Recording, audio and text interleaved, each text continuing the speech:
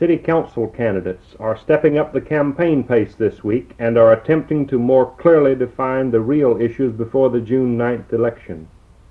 Some say high taxes, crime, and drug addiction are the major issues. Others say that the need for leadership at City Hall is the central issue. Human relations, tax relief for the elderly, better pay for public school teachers, real estate assessment methods, economy and government, the need for more effective control over drug abuse, and the abilities of various candidates to serve as watchdogs at City Hall are some of the issues the 28 candidates have mentioned.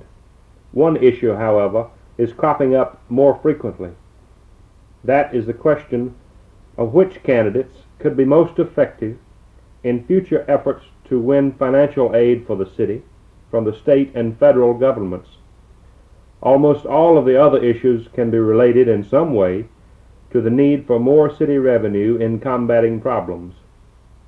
So it would appear that the matter of who stands the best chance of gaining outside fiscal relief for the hard-pressed city is indeed a key issue.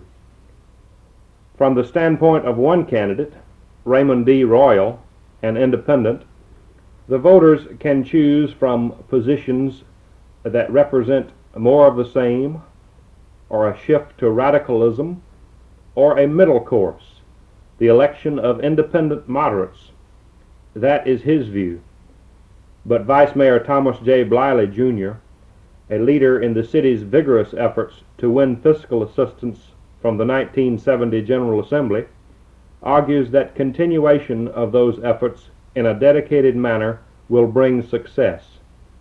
Not so, says Oates McCullen, one of the 9 candidates endorsed by the Richmond Crusade for Voters. He claims that Richmond Forward candidates' participation in Richmond area House and Senate races in the past has hurt the city's chances of winning any substantial fiscal relief from the General Assembly. Councilman James G. Carpenter, another candidate who is endorsed by the Crusade for Voters, has made the job of finding some way to get financial help from the General Assembly a major part of his campaign platform. He says the city should make it a high priority task, that there should be a plan devised in the near future, and that the assistance of other cities and urban counties should be gained to make a massive push for help from the state. The city administration and members of council quite frankly said after the 1970 General Assembly that the city's efforts to get help were not very successful. Carpenter complained that the city's effort was begun too late, that there was little coordination among various city agencies such as the law department and the city manager's office, and that the whole city council was not brought together in the push for financial aid from the legislature. In practice, as Bliley reminds the other candidates, few members of council took the time to prepare arguments and appear before General Assembly committees as he did.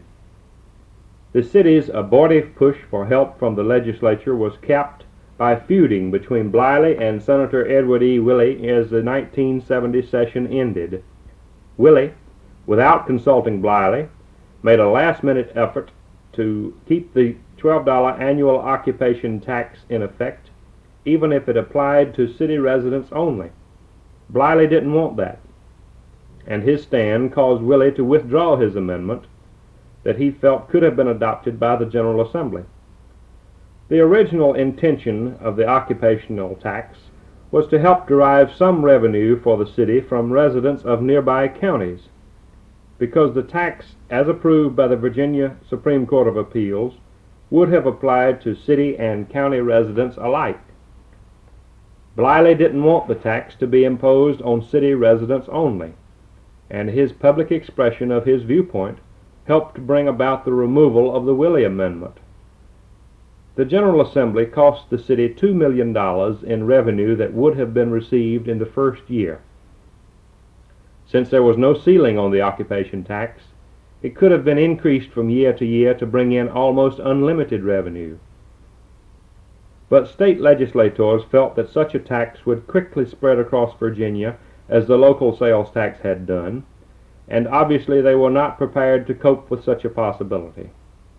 The occupation tax, however, was only one of the city relief measures that the General Assembly turned aside in the 1970 session. Requests for state payment of city services in lieu of taxes were denied, as were many other requests made by the city. Candidates endorsed by the Team of Progress say that their slate has the men with the best ability to persuade the General Assembly to see the city's financial plight and to do something about it.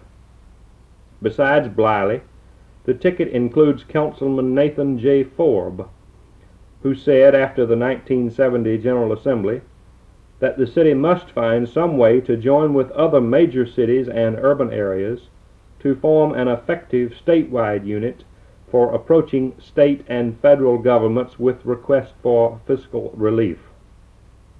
Other TOP candidates are Henry L. Valentine, Waylon W. Rennie, J. M. Orndorff, Aubrey W. Thompson, Philip B. Morris, and William V. Daniel.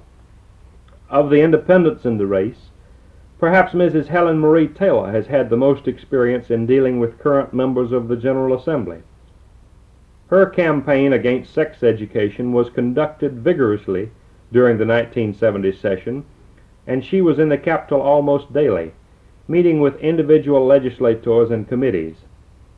McCullen says that he too has vast experience in dealing with the General Assembly members, that he supported them for election and assisted many of the successful candidates in recent General Assembly elections.